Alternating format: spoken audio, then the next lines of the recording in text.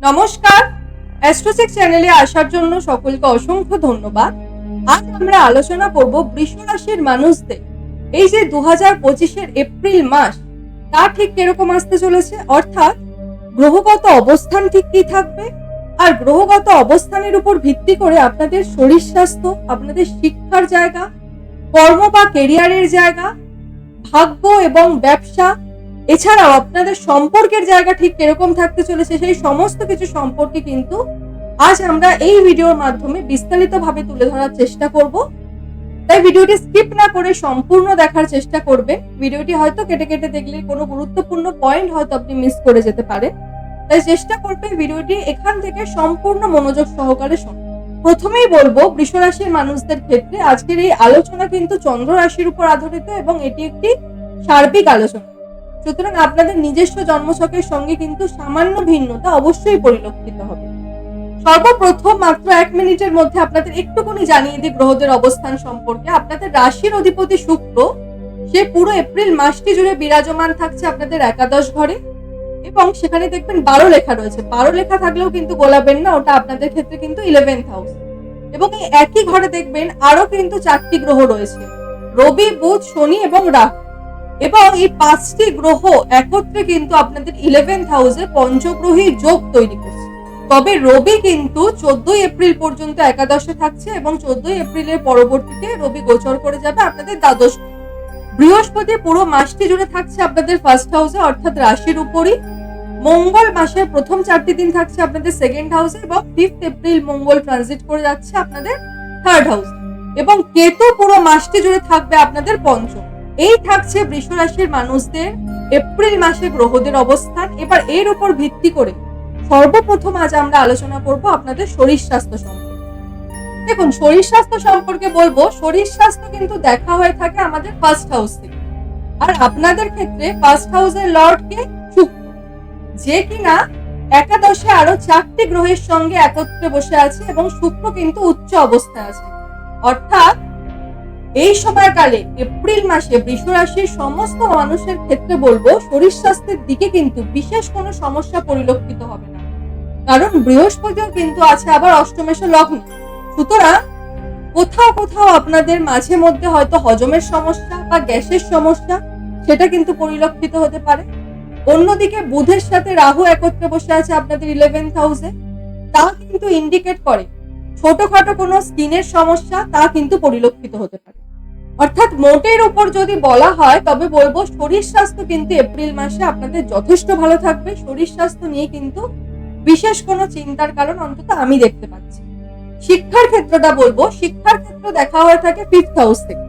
আর আপনাদের ক্ষেত্রে 5th হাউসের লর্ড যে কিনা একাদশে আছে, আর 5th হাউসে কে বসে রয়েছে? বর্তমানে 5th হাউসে আছে কেতু, যে কিন্তু 2023 সাল থেকে বসে রয়েছে এবং 18ই মে 2025 অব্দি কিন্তু এই একই অবস্থানে থাকবে কেতু। অর্থাৎ এই সময়কালে, এই বিগত 1.5 বছরে কিন্তু বৃষ রাশির ছাত্রছাত্রীদের মধ্যে একটা অন্যমনস্কতা, একটা পড়াশোনার প্রতি অমনোযোগিতা তা কিন্তু প্রবল মাত্রায় পরিলক্ষিত হয়েছে। কারণ দেখুন, কেতু কি? কেতু হলো একটা ছায়া গ্রহ বা একটা ছায়া প্ল্যানেট। তাই এই সময়কালে মনের মধ্যে একটা শঙ্কা, মনের মধ্যে একটা প্রশ্ন, একটা অন্যমনস্কতা তা কিন্তু নরমালি থাকে সমস্ত বৃষ রাশির মানুষের মধ্যে। হয়তো এটা বিগত 1.5 বছর ধরে পরিলক্ষিত হচ্ছে। তবে 18th মের পর পড়াশোনার ক্ষেত্রটা কিন্তু আপনাদের ক্রমশ শুভ হবে। তবে যদি শুধুমাত্র এপ্রিল মাসের কথা বলা হয় তাহলে বলবো অন্যদিকে কিন্তু বুধও আবার আপনাদের 5th হাউসে দৃষ্টি দিচ্ছে।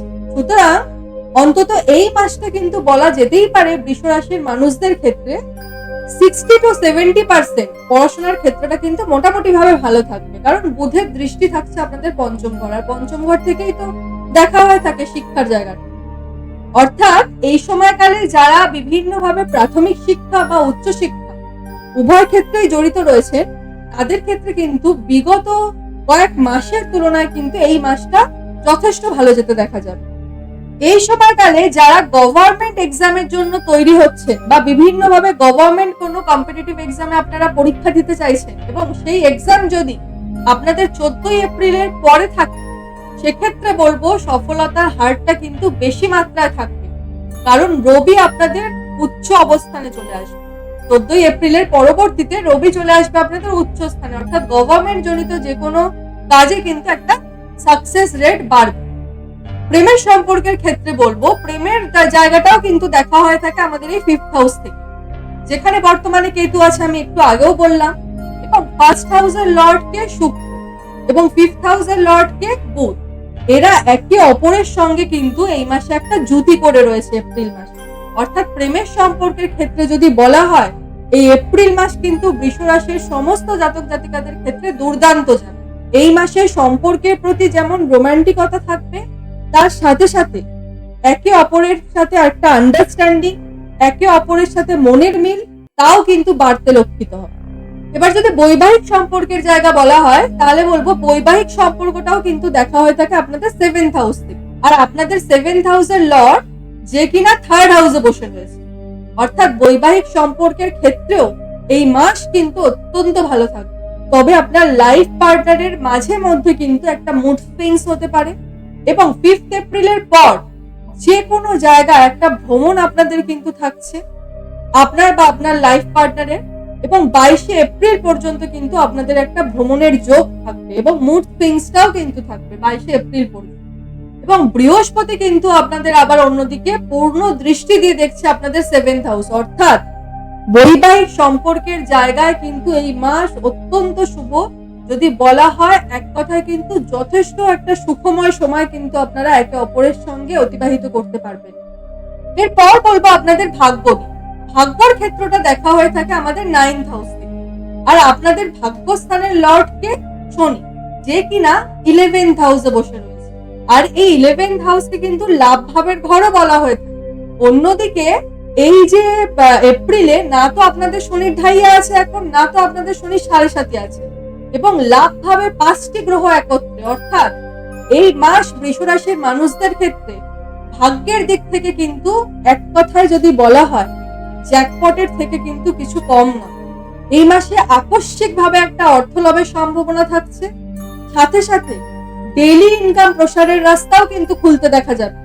কারণ 11th হাউসে যে কোনো প্ল্যানেটই থাকুক না কেন, একটা দুটো তিনটে চারটে যত ইচ্ছা প্ল্যানেট থাকুক, 11th হাউসকে কিন্তু সবসময় শুভ মানা হয়ে থাকে। অর্থাৎ 5টি প্ল্যানেট একত্রে বসে থাকলেও আপনাদের অর্থের জায়গা কিন্তু যথেষ্ট ভালো থাকবে, আপনাদের লাভের জায়গা যথেষ্ট বাড়বে এই এপ্রিল মাসে। তবে 5টা গ্রহ একসাথে কখনো কখনো কিন্তু হালকা আপনাদের টেনশনও কিন্তু আসতে পারে, কিন্তু সেটা বিশাল কিছু বড় ব্যাপার হবে না, যথেষ্ট ভালো যাবে এই মাসে। আপনাদের ভাগ্যের সহায়তা কিন্তু আপনারা পুরোপুরি ভাবে পাবেন এই মাসে। এবার বলবো আপনাদের কর্মক্ষেত্রটা। দেখুন, কর্ম দেখা হয়ে থাকে আমাদের 10th হাউস থেকে, আবার 10th হাউসের লর্ড আপনাদের ক্ষেত্রে কে শনি। এই জন্যই বললাম এই মাস কিন্তু আপনাদের জ্যাকপটের থেকে কিছু কম নয়। তার কারণ আপনাদের লাভ ভাবের অধিপতিও শনি, আবার আপনাদের কর্মের যদি অধিপতি দেখা হয় সেও শনি, অর্থাৎ ভাগ্যস্থানের অধিপতি শনি হলো, কর্মস্থানের অধিপতি শনি হলো। সুতরাং আর কি আটকায় মানুষের? আর তো কিছু আটকায় না। তবে 11th হাউসে আপনাদের পঞ্চগ্রহীর যোগ তৈরি হচ্ছে, মানে এই মাসে কিন্তু আপনাদের বিভিন্ন ধরনের কাজ করতে হতে পারে। অর্থাৎ কাজের জায়গায় কিন্তু এই নয় যে আপনি যেই প্রোফাইলে রয়েছেন সেই প্রোফাইলেরই কাজ করবেন খালি, তা কিন্তু নয়। হয়তো অফিসে আপনাকে হয়তো নিজের কাজটাও করতে হয়েছে, আর একটা কলিগের কাজটাও হয়তো আপনাকে করতে হবে। অর্থাৎ ভার্সেটাইল কাজ কিন্তু এই মাসে আপনাদের করতে দেখা যায়।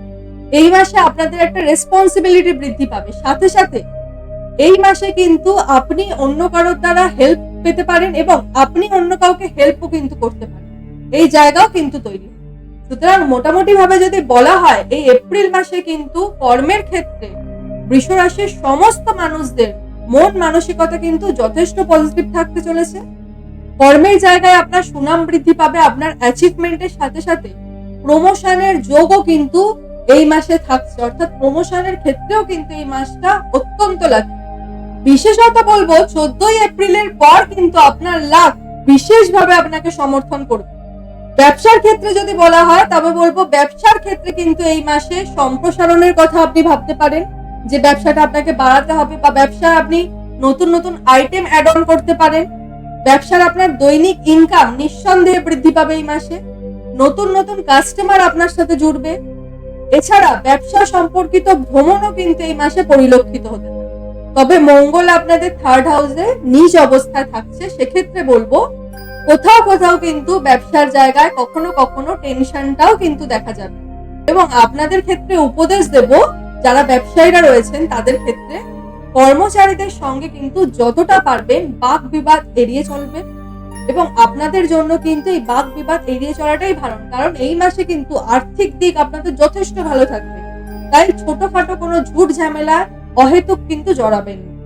আর যদি পারেন সমস্ত বৃষ রাশির জাতক জাতিকাদের ক্ষেত্রে বলবো, আপনারা যদি মঙ্গলের বীজ মন্ত্র এই মাসে পাঠ করতে পারেন, কারণ মঙ্গল আপনাদের নিচ অবস্থায় থাকবে, সেক্ষেত্রে মঙ্গলের বীজ মন্ত্রটা যদি আপনারা পাঠ করেন যথেষ্ট শুভ ফলাফল পাবেন। এছাড়া সূর্যকে প্রণাম করতে পারেন আপনারা, বা সূর্যকে সকাল সকাল কিন্তু জল অর্পণ করাটা আপনাদের ক্ষেত্রে অনেক ভালো পরিণাম দেবে। আজকের মতো অনুষ্ঠানটি এ পর্যন্তই। অনুষ্ঠানটি কেমন লাগলো অবশ্যই জানাবেন। সকলে সুস্থ থাকবেন, ভালো থাকবেন, সকলের মনস্কামনা পূর্ণ হোক এ আশা রেখে আজকের এই অনুষ্ঠানটি এখানেই শেষ করলাম। ধন্যবাদ।